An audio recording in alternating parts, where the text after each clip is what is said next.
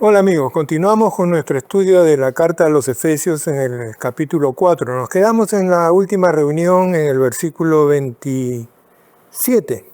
Después de haber estudiado y analizado el versículo 26 acerca del tema de la ira o del enojo, ¿no? Y de cómo esto afecta la santidad del cristiano. Concluía el verso 27 con ni deis lugar al diablo, ¿no es cierto? Entonces, ahora vamos a continuar con el versículo 28. Y dice el versículo 28, el que hurtaba no hurte más, sino trabaje haciendo con sus manos lo que es bueno, para que tenga que compartir con el que padece necesidad. Interesante. El que robaba, ya no robe, sino trabaje con sus manos, haga cosas buenas, haga cosas necesarias, empiece a construir su futuro, empiece a labrar su vida, su familia, empiece a progresar. Eso es lo que está diciendo Pablo. Pero además de eso, Pablo va a añadir una recomendación que calza perfectamente con cada uno de nosotros. Este trabajo que Dios te ha dado, si es que entiendes y sientes que Dios te lo ha dado, de repente eres de los que piensan que Dios no te ha dado nada, que no le debes nada, que todo lo has logrado con tu propio esfuerzo. Bueno, ya tendrás tiempo de entender. Pero si tú crees que Dios te ha dado un trabajo y lo estás disfrutando, y ese trabajo te está dando libertad económica, aquí Pablo está diciendo que una de las razones para que tengas ese trabajo es para que tengas que compartir con el que padece necesidad. Interesante. Padecer necesidad puede sonar igual que tener necesidad. Si viene un amigo tuyo y te dice, mira, ¿sabes qué? Necesito comprarme mi carro del año y me faltan $1,000, por favor, ¿me puedes prestar? Y tú le prestas, no estás ayudándolo en nada. Ese hombre no padece necesidad, tendrá una necesidad, pero no padece necesidad. Ese préstamo no tiene ningún significado. El que padece necesidad es aquel que no tiene un plato de comida en su mesa, una ropa que lo cubra, y tú y yo sabemos perfectamente dónde están, quiénes son y cómo podemos acudir a ellos. Entonces, tu trabajo, todo el esfuerzo que tú haces, tiene una doble función: sostenerte a ti y a tu familia, satisfacer tus necesidades, por supuesto, y muchas cosas más, pero también ayudar al que padece necesidad. Muy interesante y muy importante considerar esto. Verso 29, Pablo está dando una serie de indicaciones a la iglesia. Podemos imaginarnos la agresión que la ciudad ejerce sobre la iglesia de Éfeso. Podemos entenderlo por las razones que ya antes hemos explicado. Dice el verso 29, ninguna palabra corrompida salga de vuestra boca, sino la que sea buena para la necesaria edificación, a fin de dar gracia a los oyentes. Ninguna palabra corrompida salga de vuestra boca. Todos podemos entender a qué se refiere. Evidentemente las lisuras son palabras corrompidas, pero ¿solo las lisuras? ¿Acaso las maldiciones no son palabras corrompidas? ¿Acaso los insultos no son palabras corrompidas? Pablo quiere que mantengamos un vocabulario acorde con nuestra nueva naturaleza, con el nuevo hombre del cual nos hemos investido y que Él ha hecho nacer en nosotros. Ninguna palabra corrompida, sino la que sea buena para la necesaria edificación, a fin de dar gracia a los oyentes. ¿Qué palabra puede ser buena para la necesaria edificación? Un consejo es una palabra buena, ¿no es cierto? Una palabra de aliento es una palabra buena. Está bien, todo eso es bueno. Pero aquí dice que usemos palabras para la necesaria edificación a fin de dar gracia a los oyentes. Y gracia, que es la palabra charis, muy conocida por ustedes y nosotros. Charis es gracia, pero gracia en el sentido espiritual.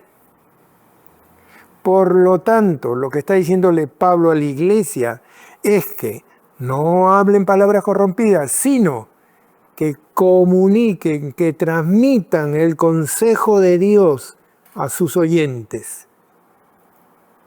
Que la palabra de Dios esté presente en vuestra conversación en todo momento. Que sea esa la palabra que salga de vuestra boca. Porque eso va a edificar a la iglesia, va a edificar al oyente. Y lo va a llenar de gracia espiritual. Y no contristéis, dice el versículo 30, al Espíritu Santo de Dios, con el cual fuisteis sellados para el día de la redención. Contristar, no entristezcas al Espíritu Santo. ¿Cómo es esto? ¿Cómo puedo entristecer al Espíritu Santo? En primer lugar, el Espíritu Santo se entristece. Pues claro que sí, ¿sabes por qué? Porque es una persona. Y lo segundo, está dentro de ti. Has sido sellado con Él. Y Él está acá contigo. Y Él conoce todo lo que tú hablas, todo lo que tú piensas, todo lo que tú miras, todo lo que tú dices, todo lo que tú anhelas, todo lo que temes, todo lo que te alegra. Él está ahí, compartiendo contigo esta experiencia de vida. Por eso es que Él sabe perfectamente, Dios el Padre, qué es lo que necesitas. Y antes de que abras la boca ya el Señor lo sabe. Porque el Espíritu Santo de Él está aquí contigo. Y Pablo dice que no debemos entristecerlo. ¿Cómo lo entristecemos? Justamente haciendo aquellas cosas que no debemos hacer y que muchas veces hacemos.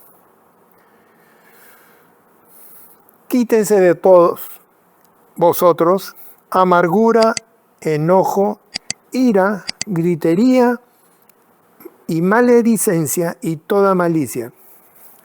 Quítense de ustedes el enojo y la ira. Ahora yo, por amor de Dios, ¿cómo puedo armonizar esta orden con lo que me dice el versículo 26 anteriormente, que me puedo airar, pero sin pecar? ¿Se dan cuenta cómo una mala traducción puede llevarnos al error? Pablo está diciendo acá que no necesitamos ni amarguras, ni enojos, ni ira, ni gritería, ni maledicencia, y mucho menos malicia. No hay contradicción en la palabra de Dios. Antes, dice Pablo, sed benignos unos con otros. La armonía del cuerpo de Cristo. Misericordiosos, perdonándoos unos a otros, como Dios también os perdonó a vosotros en Cristo. Perdonándonos.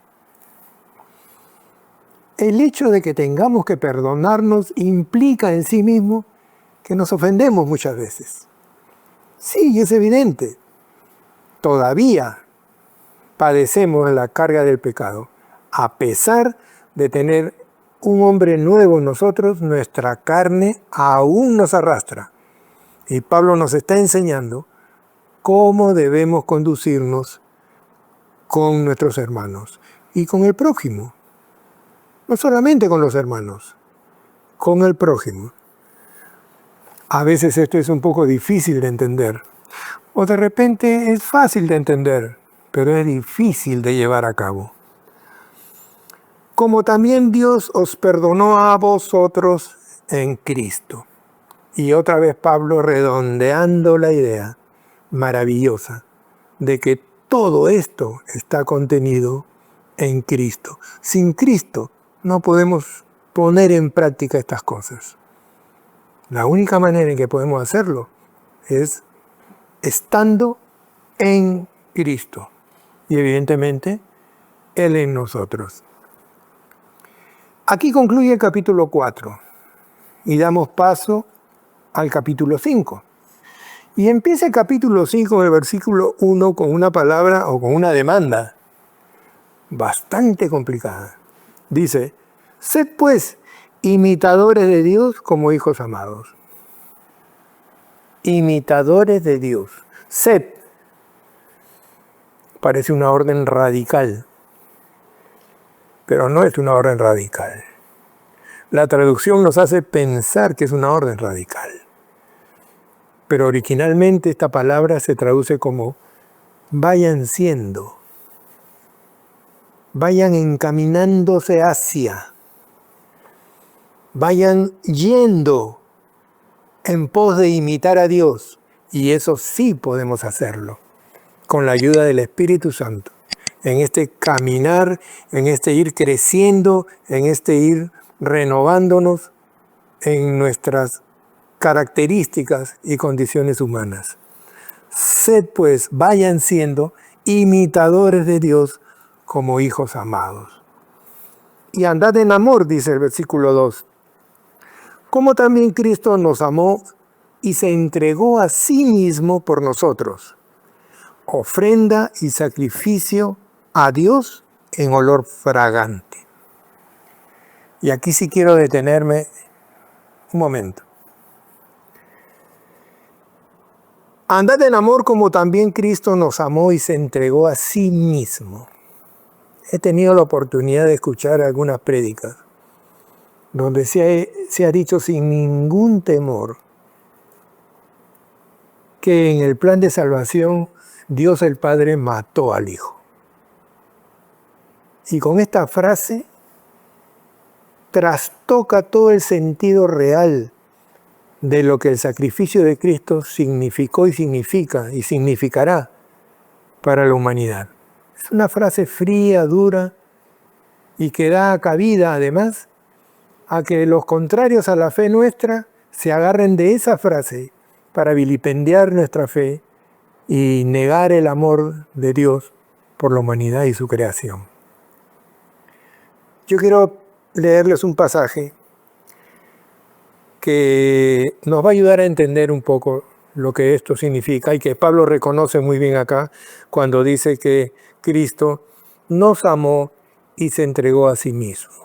Quiero que me acompañen al Evangelio de Juan en el capítulo 10, versículo 17 y 18. Escuchen lo que dice el Señor Jesucristo.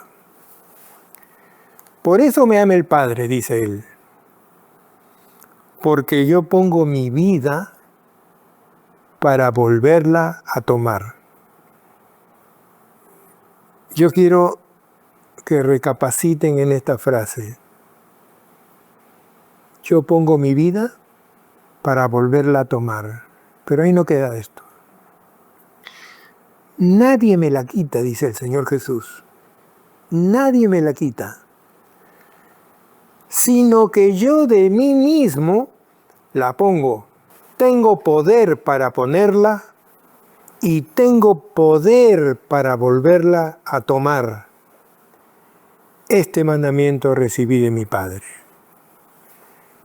Hermanos amados, esto que acabamos de leer es un concierto de amor. Es un plan, es una muestra de amor que no podemos entender, ni siquiera imaginar.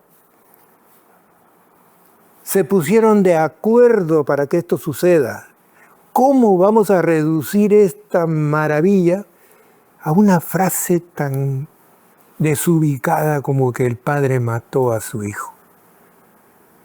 Ojalá entiendan los que escuchan esto, la gran diferencia que hay entre el sacrificio de Cristo y simplemente decir que el padre mató a su hijo.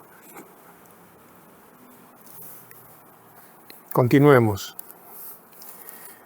Entonces, Pablo continúa y luego de decir esto, que se entregó a sí mismo por nosotros, concluye en este versículo diciendo que esto es ofrenda y sacrificio a Dios en olor fragante. Es decir, este sacrificio fue grato al Padre porque se había concluido el acuerdo y todo salió perfectamente bien. A Dios sea toda la gloria. Luego va a decir, pero fornicación y toda inmundicia o avaricia, ni aun se nombra entre vosotros como conviene a santos. ¿Se dan cuenta cómo Pablo insiste en este tema? Ya dijimos por qué sucede esto. La ciudad de Éfeso es una ciudad absolutamente entregada al placer y a la sensualidad.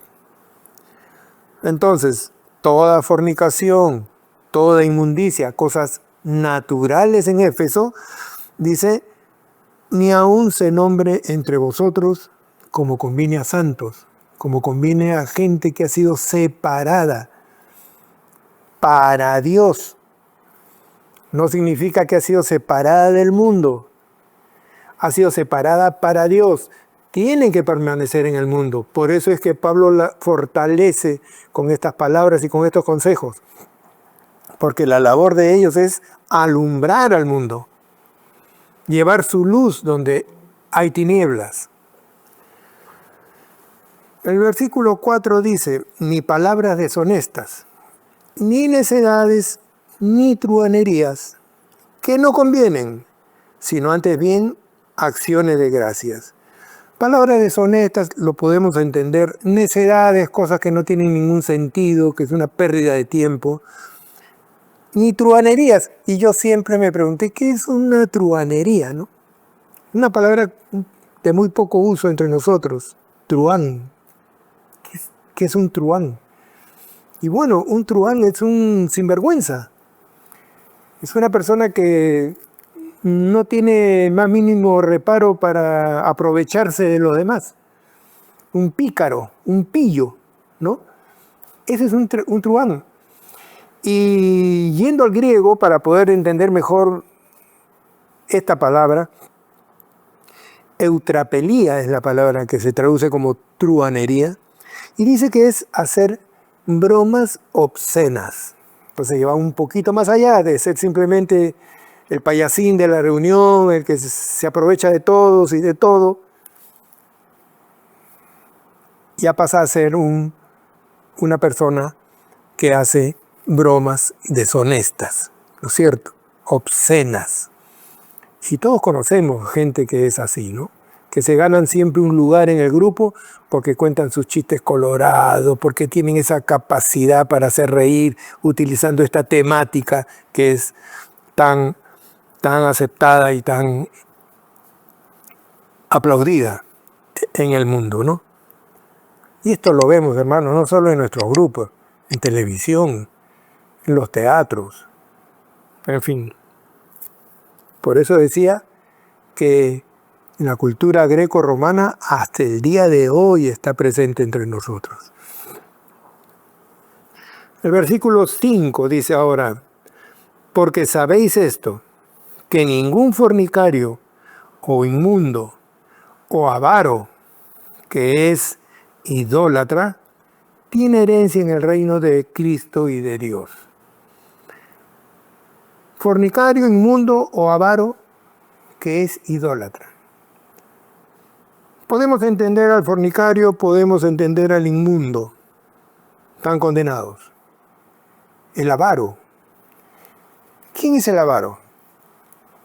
Según lo que leemos o lo que vemos en algunas revistas, el avaro es esa persona miserable, harapienta, pero que amasa mucho dinero y que detrás de él están las fortunas tremendas, sin embargo él vive miserablemente. A eso se le conoce como el avaro. Pero el avaro es aquel que acumula riqueza. En realidad es toda aquella persona cuyo único objetivo en la vida es acumular riqueza. Puede vivir bien, puede disfrutar de la vida, pero no tiene otro objetivo en su vida que no sea enriquecerse y tener más, y tener más, y tener más. ¿Por qué el Señor lo llama como idólatra? Evidentemente, porque ha cambiado la divinidad de Dios por otro tipo de divinidad, por otro tipo de Dios. El Antiguo Testamento le llamaba Mamón, el Dios de la riqueza, el Dios de la fortuna. Y todo el que se iba en pos de la riqueza y la fortuna se dirigía hacia Mamón y lo adoraba. Los avaros de hoy seguramente no conocen a Mamón, pero Mamón está ahí, al lado de ellos, y ellos adoran a ese Dios.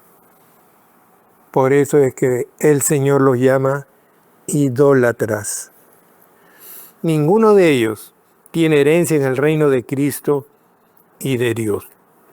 El versículo 6 continúa: nadie os engañe con palabras vanas, porque por estas cosas viene la ira de Dios sobre los hijos de desobediencia. El cristiano tiene que estar constantemente estudiando la palabra de Dios. No es porque seamos, no sé, religiosos o fanáticos.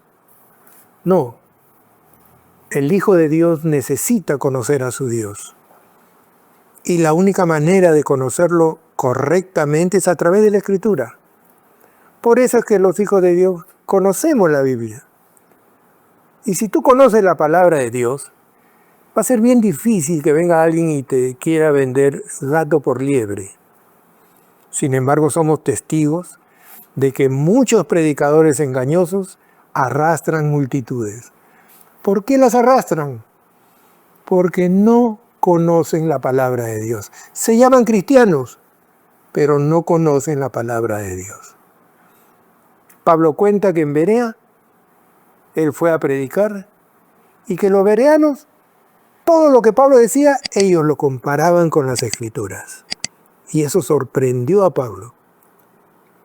Son nobles, dijo, conocen la Escritura. Y constantemente lo están escudriñando a Pablo. Y Pablo tenía que saber lo que estaba diciendo. Con esta experiencia, Pablo le dice a los de Éfeso: nadie os engañe con palabras vanas. No te dejes engañar. Conoce a tu Señor. Y la palabra de Dios, hermanos, no es solamente el Nuevo Testamento. Es toda la Escritura, el Viejo y el Nuevo. Y tenemos que estar atentos a todo lo que esta palabra nos enseña, porque ahí está el carácter de Dios. Ahí está todo lo que necesitamos conocer de Él. Y si escudriñamos más, conoceremos más. Nadie os engañe con palabras vanas, porque por estas cosas viene la ira de Dios sobre los hijos de desobediencia. Qué interesante, hijos de desobediencia. ¿Por qué dice esto? Porque evidentemente hay hijos obedientes. ¿Y quién obedece y quién desobedece? Obedece aquel que recibe una orden y la acata. Desobedece aquel que recibe una orden y no la acata. Entonces, los que no acatan la orden son hijos de desobediencia. Pero eso significa entonces que frente al llamado del Señor hay quienes obedecen y hay quienes desobedecen. está en tu entera voluntad ser un hijo obediente o ser un hijo de desobediencia. El verso 7 va a decir, no seáis pues partícipes con ellos. Una cosa es estar en el mundo y otra cosa es compartir con el mundo. Eso es lo que Pablo está pidiéndole a los de Éfeso. No seáis pues partícipes con ellos. ¿Por qué? Porque en otro tiempo erais tinieblas. Ustedes eran tinieblas. Mira lo que está diciendo Pablo. Porque en otro tiempo erais tinieblas, mas ahora sois luz en el Señor. La figura de la luz, del sol. Andad como hijos de luz, porque el fruto del Espíritu es en toda bondad, justicia y verdad. Y otra vez tengo que decirles algo. En el versículo 9, la palabra espíritu no corresponde. Lo que ahí aparece es la palabra luz. Y entonces tenemos que leer así, desde el versículo 8. Porque en otro tiempo erais tinieblas, mas ahora sois luz en el Señor. Andad como hijos de luz. Y el 9 va a decir, porque el fruto de la luz es en toda bondad, justicia y verdad. No quiero decir que esa luz no corresponda al Espíritu, por si acaso. Solo trato de ser fiel a la Escritura. Podemos quedarnos con Espíritu perfectamente, porque el Espíritu Santo es luz. Pero si tenemos que ser fieles a la Escritura, acá en vez de Espíritu, debe decir luz. Comprobando en el versículo 10 lo que es agradable al Señor. Y no participéis de las obras infructuosas de las tinieblas, sino más bien reprendedlas. Luz y tinieblas. Luz y tinieblas. Pablo está usando este comparativo desde hace un buen tiempo en la carta y no debemos perder de vista eso, que nosotros en Cristo somos luz y no tenemos ninguna participación con las tinieblas que no sea alumbrarlas, disiparlas, echarlas fuera.